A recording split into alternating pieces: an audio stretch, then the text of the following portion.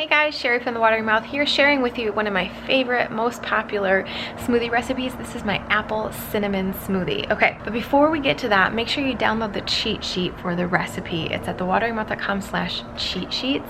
You can sign up there. You can get all the other recipes and cheat sheets from the past, so make sure you sign up there. All right, let's get to it. So I have to give you a little bit of background on this recipe. Now, this is called my warm apple cinnamon smoothie, but I just want to say you don't have to have this warm.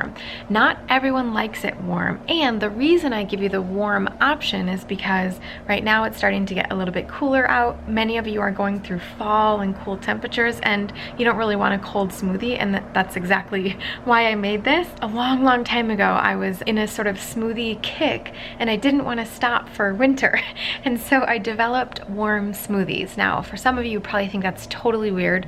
Some of you don't like them at all, and that's totally okay. You don't have to have this one. Any warm smoothie recipe that I give you, you can still have cold, okay? So feel free to have this one cold, but let me talk about it warm a little bit. It's so wonderful.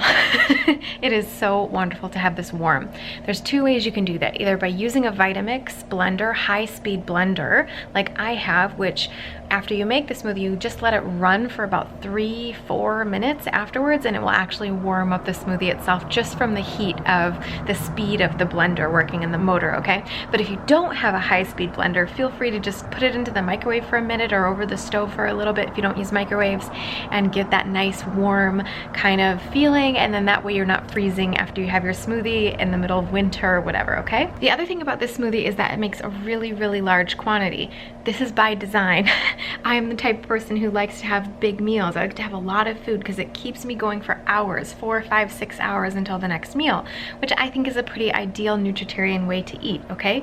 So this is a huge smoothie. Don't be afraid of that. You can have the whole smoothie in one sitting, or you can do like I do usually when your stomach is kind of at that comfortable Nutritarian place where you don't have to have as large of meals as before. Like I used to have this whole smoothie for breakfast all the time, no problem, but then after a while I just got used to having smaller meals, and so what I'll do is I'll take this smoothie, I'll have about 24 ounces of it for a meal, put the rest of it in the fridge, and I'll have that for a little light dinner or a sweet tooth kind of snack for any kind of a meal after that too, okay? So you have options on how you can drink this one. Let me show you how to make it.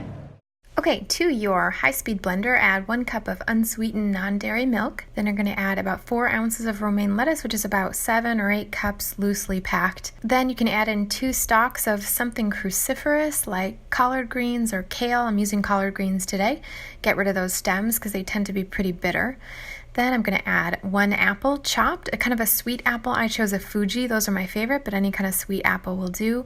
1 ripe banana. Now here's my trick about bananas. I love to have frozen, very ripe bananas in my freezer at all times. They're super sweet. And then for this particular smoothie, since it's a warm smoothie, I like to microwave it for about a minute. That makes it really mushy and easy to blend up, and then easy to warm in the Vitamix as well.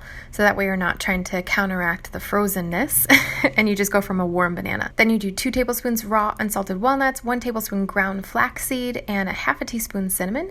Blend it all together, and then this is the point at which if you had frozen bananas and cold everything else, then you would have a cold smoothie here. Just blend it till it's smooth, or if you're doing a warm one, blend everything for about 3 to 4 minutes total, and I like to feel the side of the Vitamix, and that way I can see when it's kind of warm.